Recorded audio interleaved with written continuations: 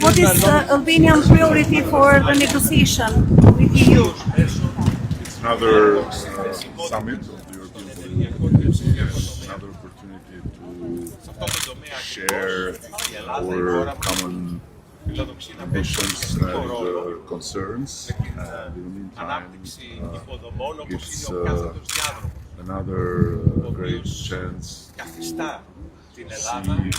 how much we can do together and how important it is to go further with the unification of Europe.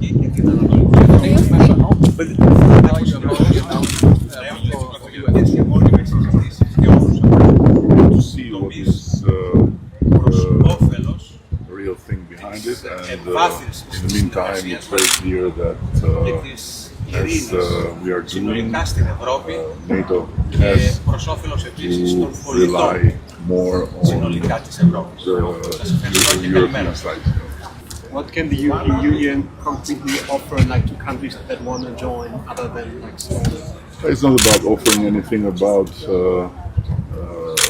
two or more countries. It's about thinking and acting fast, because it's about Europe itself. It's about the European Union itself. A European Union that is not completed is weaker and is more vulnerable than a European Union that is completed.